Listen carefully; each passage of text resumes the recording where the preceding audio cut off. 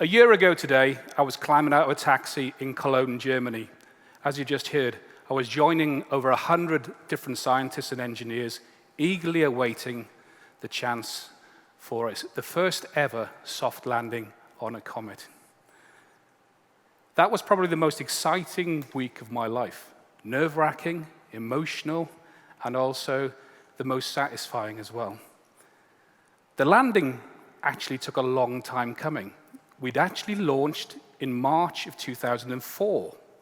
So we spent 10 years, 4 billion miles, chasing this comet around the solar system before, on the 12th of November 2014, we landed. Not quite as planned, but we did land, and we actually managed to analyze the composition of the comet. This image actually here is a beautiful image of the Earth taken early on in that journey. It's an image taken by the OSIRIS camera on board the Rosetta orbiter, and it was as the Rosetta spacecraft used both Mars and the Earth to allow it to get a gravitational slingshot, to allow us to get out way beyond, around about 3.5 times the distance the Earth is away from the Sun, to actually catch the comet.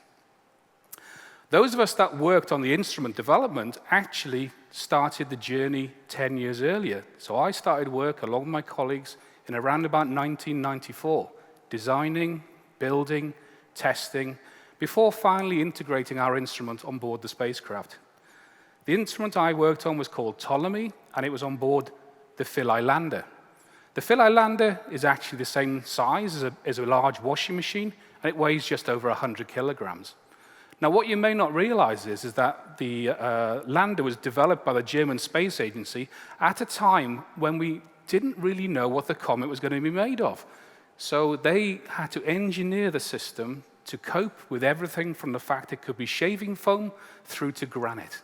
So it really is testament to the skill of the engineers that they managed to design such a flexible system that it actually got us onto the surface of the comet. Not only did we not know what the comet would be made from and how strong it would be, we also didn't even know what shape it would be. Up until August of last year, we all thought it would be the shape of a potato. In reality, when we got there, it was actually the same shape as a rubber duck, with a body about 4 kilometers long and the actual head about 2 kilometers in diameter.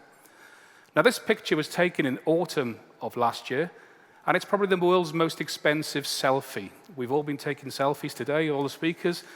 This is $1.4 billion worth. It's a picture taken by the panoramic camera on board the lander, the Shiva panoramic camera, and it's actually quite a beautiful picture across the solar panels and looking out at the comet in the distance. What's amazing is this picture has one of the youngest things in our solar system along with one of the oldest things. Comets are left over from the beginning of the solar system. They're around about 4.5 billion years old, and it's kind of where all the light elements are believed to reside from the beginning of our solar system. The instrument that I helped develop is known as Ptolemy. It was jointly developed by the Open University and RAL Space in Harwell, outside Oxford. And we basically miniaturized something the size of a family car down to something the size of a shoebox. It weighs just over 4.5 kilograms and uses less power than a light bulb.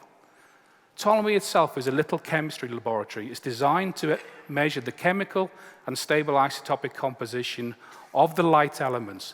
What do I mean by that? Well, it's hydrogen, carbon, nitrogen, oxygen, and made up in components such as water, carbon monoxide, carbon dioxide, ammonia, all the kind of things and organics, all the kind of things that we think are present on the comet. Now, as you know, the actual comet landing was a bit more exciting than we'd actually anticipated. We bounced 2 or 3 times before eventually coming to rest underneath a cliff. Now, that caused us problems because basically we couldn't do all the science that we'd hoped because we didn't have enough power because the cliff was actually reducing the power by about a factor of 4. So one of the science experiments that we'd hoped to do was to look to see if water on the comet was similar to water on Earth. And we would do that by drilling an ice core and analyzing the sample and looking at the stable isotopes. Unfortunately, we couldn't do that, but thankfully, the Rosetta instrument on board the orbiter was able to look at the hydrogen isotopes. It compared hydrogen and deuterium on the comet with what was actually on Earth, And they concluded, actually, that water on Earth did not come from a comet like Churyumov-Gerasimenko. Bouncing and eventually coming to rest allowed us to do different science. 20 minutes after the first bounce, we actually analyzed the dust that was thrown up from the heavy impact. And that dust got inside our instrument, and we were able to analyze the composition. And basically what we found was, along with COSAC, the German mass spectrometer system, is that organic compounds are present on a comet, and some of them are quite complex. So the kind of building blocks that we're all kind of made from could potentially have come from a comet early on in the Earth's history. So interesting facts there. The other thing we were able to do at the end was to actually look at the gases coming off the actual comet. So we looked at the water, the carbon dioxide, and the carbon monoxide in our final resting place. Now, when we compared the ratio of carbon monoxide to carbon dioxide where we landed, compared with the values found by Rosetta, they were actually different. Now, Rosetta would see, being on the orbiter, would see an average signal for the whole comet, whereas what we were seeing was a point source. So that tells us a little bit about how the comet is made up. It's probably heterogeneous, and some people now even believe that the comet is actually made up of two comets. So the head and the body, at some point, may have come together, and that would be consistent with the data that we got. I also mentioned that it was a very nerve-wracking kind of period in our lives, and the reason for that is we had to rewrite a lot of the proposed methodologies and experiments in real time. And so this is a picture of myself and my colleagues from the Ptolemy team on the Friday after landing. As you can see, we all look rather tired and rather nervous. Why are we nervous? Well, because of this graph. This is the red and the blue lines are actually the voltages left in the battery on the lander. On the right-hand side, you can see that they dip down. If the voltage gets too low, the lander no longer works. So we were absolutely terrified because when we switched on is when it started dropping. So we were terrified that we would be the British scientist who killed the Philae lander. Thankfully, my colleagues did the calculations properly. We managed to shut out, we did our experiment, we shut down, and the lander was able to hibernate and go to sleep. And as you probably all know, the actual lander woke up again. The batteries have recharged. The difficulty we're having currently is communicating, but in the next couple of weeks, if you keep your fingers crossed, we might even speak to the Philae lander once again. So what Ptolemy's hopefully shown you is that when you build space instrumentation, the limitations you have mean that you have to build, you have to think outside the box. You can't do what you do in the laboratory. You have to then develop new methods to be able to do the science you want to do, but out in situ. So we have to make things that are small, light, robust, but also can survive really hazardous environments. So those kind of things also have applications back here on Earth. Can you take things from the laboratory and do measurements in situ? And one of the reasons for us actually looking for tech transfer is we have to pay the bills. We have to pay, having built a large team to build Ptolemy, the skill sets required to build instrumentations, you actually then want to keep those together so you can actually get the scientific return. So we've been looking at transferring our technology to a whole range of different applications. The most applicable technology directly from Ptolemy is actually this valve developed by a colleague of mine, Simon Sheridan. This is a miniature valve that allows us to control high gas pressures and be able to control the flow rate very accurately. We used it on Ptolemy for our GC systems. This is now being evaluated by a UK satellite company because potentially this could become the future propulsion system or control system on board satellites. So who knows, in a few years' time, when we all watch Premiership football or the Champions League on telly, the reason we can do it might be because the satellite that's beaming the signals down was actually developed from Ptolemy. As well as developing technology, what you build when you build space instrumentation is a team of multi-skilled people. You need chemists, you need physicists, you need software engineers, you need CAD designers, thermal engineers. That's a really, really powerful team that you build that really can be applied elsewhere. And this is the team. Again, a lot of these people you've seen in the previous picture, these guys and ladies have also worked on other missions. And we've applied our know-how to developing an air monitoring system that will be used on board all future UK submarines. So we've built a system that can not only sniff comets, but can also sniff the air quality of the air inside submarines and give the captain a real-time feedback on when he needs to take action. So as I say, much of the same people developed that, and this has actually broken a 30-year US monopoly on the actual systems, and I believe the systems we're replacing are the same ones that are on the ISS for air monitoring. So if you want to buy a system, you can speak to me later. Not only can we sniff comets and submarines, but we can sniff biological material. And the answer to the question on the left-hand side is yes, they can. That was 10 years ago that dogs were proven to be able to sniff the profile of organic compounds above a urine sample and be able to detect cancer.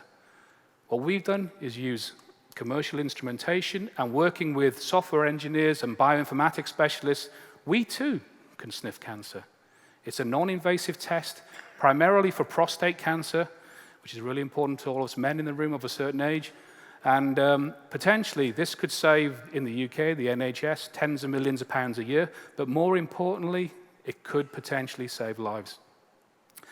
Again, continuing the sniffing theme, we can also build robots that allow perfume makers to optimize their perfumes. So we've developed a prototype that next week will go to Paris and will be used by the best perfumers in the world to try and optimize their technologies. And the reason I show you this press release from our local newspaper is because it was the first time I've ever been called a boffin. So I can now retire happy that I'm a real scientist. All those applications so far have been done at the Open University, where my day job is. But the ability to be able to translate that into a real commercial opportunity came about 3 years ago when I met these two guys, Professor Phil Pruitt and Professor Ijaz Huq. Both were formerly employees of RAL Space in Harwell, and in fact, Ijaz had developed the ionization source in our mass spectrometer on Ptolemy. Not that I ever knew that until I met him. But Ijaz had also got a patent for a small analytical device that could allow you to do a breath test. And basically, it allows you to detect the presence of the bacteria that causes stomach ulcers. In the olden days, we thought stress was what caused stomach ulcers, but no, it's actually a bacteria, and actually, it's very easily to treat it. The difficulty is that in the developing world, where most cases are present, the machines are too expensive. You need too many skilled people to run them. So we're trying to develop a system that allows, an affordable system that allows people to do the test in the developing world. The funding for this actually came from the European Space Agency Business Incubation Center in Harwell. So the company startup funding came from ESA-BIC, but also, as importantly, the support, mentoring, and actually training us how to go from being academics to being real business people and writing a business plan and getting investment came about because of the support at ESA-BIC Harwell. And really, I was so impressed with it, actually, that I formed another company. This time, looking for these. These are bed bugs. Bed bugs are increasingly a big problem. They are little vampires that live in your bed or around your bed, come out at night and eat and basically feed on your blood. It's becoming a real problem in hotels because these things are the size of a pip in an apple, so a seed inside an apple, so about 4.5 millimeters long. They're very hard to find. They also go and hide during the day, so if people are looking for them, it's very hard. And so there's a need within the hotel industry for people to be able to screen the hotels to make sure that infestations don't get too bad. A pregnant female on the 1st of January, under ideal conditions, by the 31st of December, she will have had 36 million offspring.